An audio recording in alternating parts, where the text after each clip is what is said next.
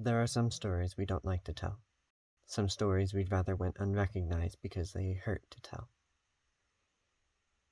Because of that, we get used to the stories that let the pain subside. The ones with happy endings. The story often ends with the hero gaining clarity, carrying on with a sense of relief. This is not one of those stories. There is no clarity at the end, no relief. Only the knowledge that life will never be the same, and that one friend you've known for so long is gone forever. This is the story of how I lost my best friend. The story that shattered me to pieces, made me unrepairable.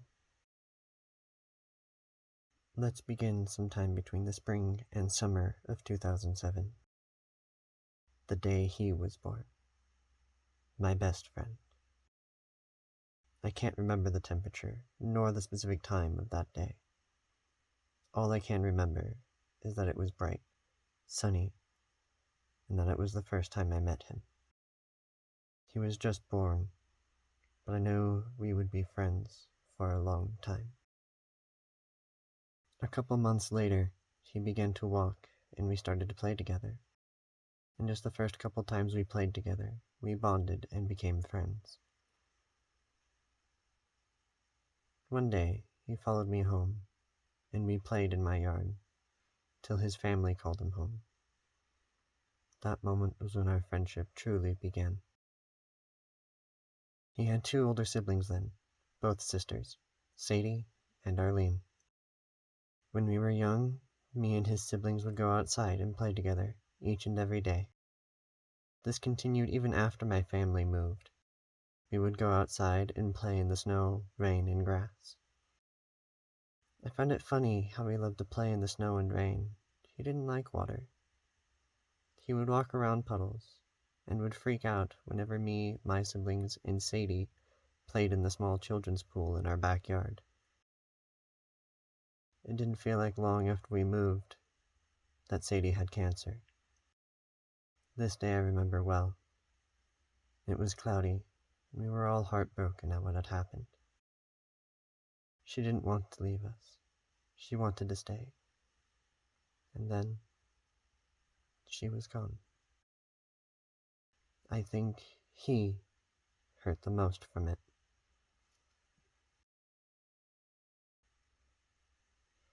He was upset, and he'd lash out at Arlene from that point on, though he did calm down and stopped being as harsh to her eventually. In 2015 we moved again. Him and his sister followed us. By that point Arlene was growing weak and became blind. One night we knew it would be her last, so I decided to stay up and keep her company on her final night. I woke the next morning to find that she did pass away early morning. My mother said she was with her before she died.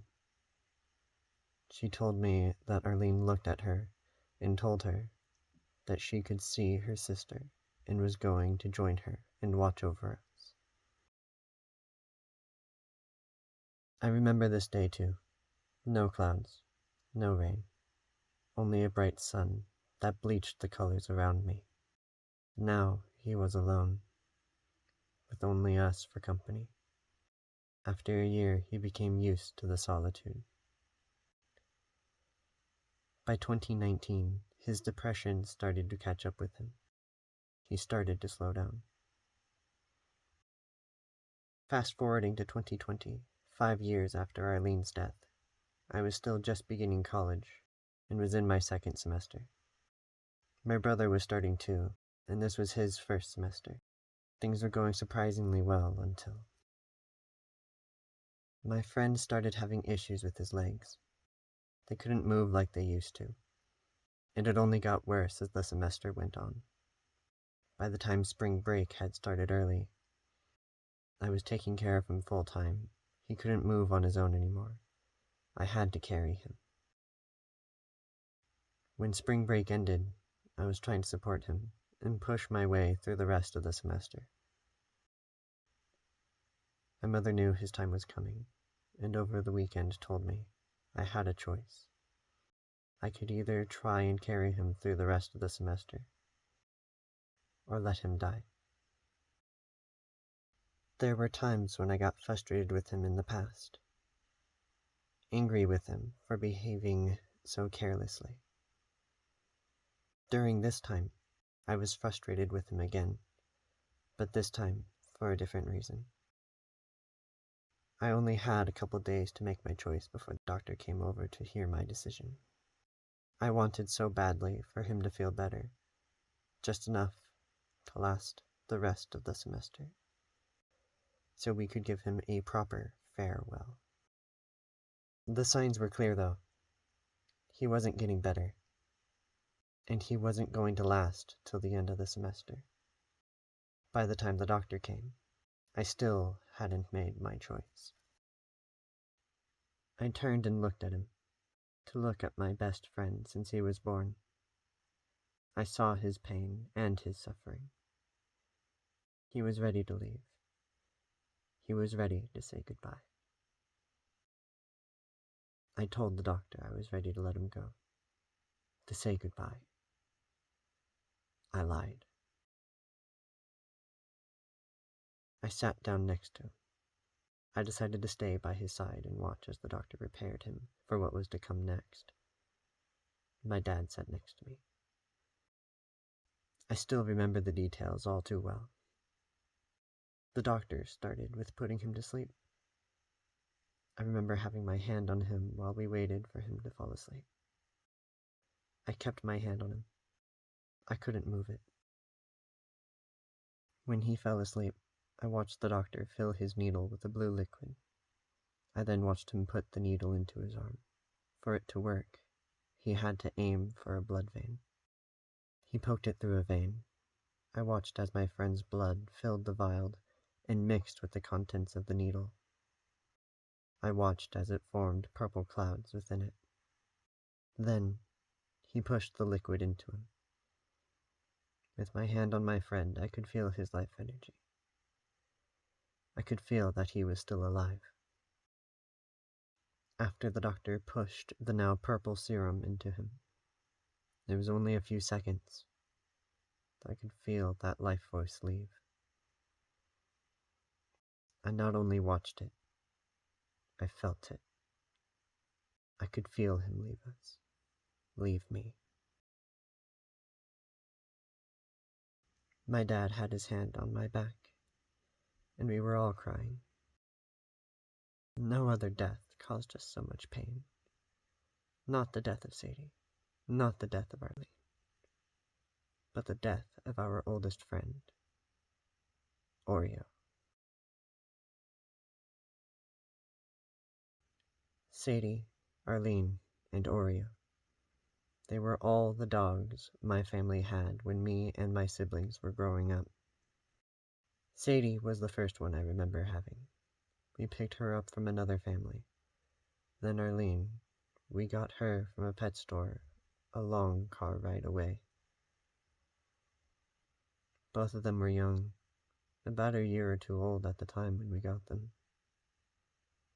Then there was Oreo. He was born at our neighbor's house.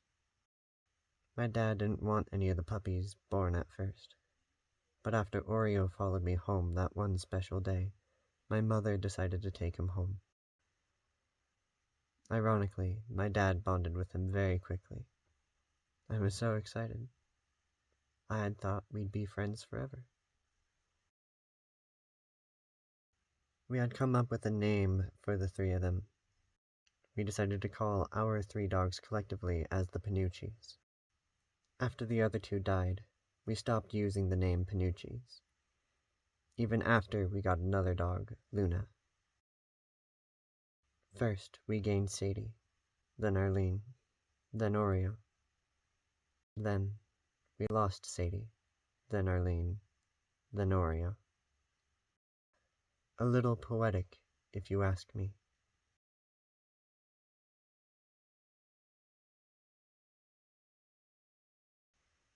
Oreo, the last one of the original trio to survive and watch me go through college, was gone. The best friend I had, the friend I knew the longest, the friend I knew for 13 years. I wasn't ready to say goodbye. I wanted him to last just long enough. I couldn't deal with the pain. I still can't deal with the pain. I've been crying this past whole year, thinking to myself, I should have tried harder. I was no longer the person I used to be. I tried to live a lie, tried to pretend that I was okay. But I couldn't fool myself.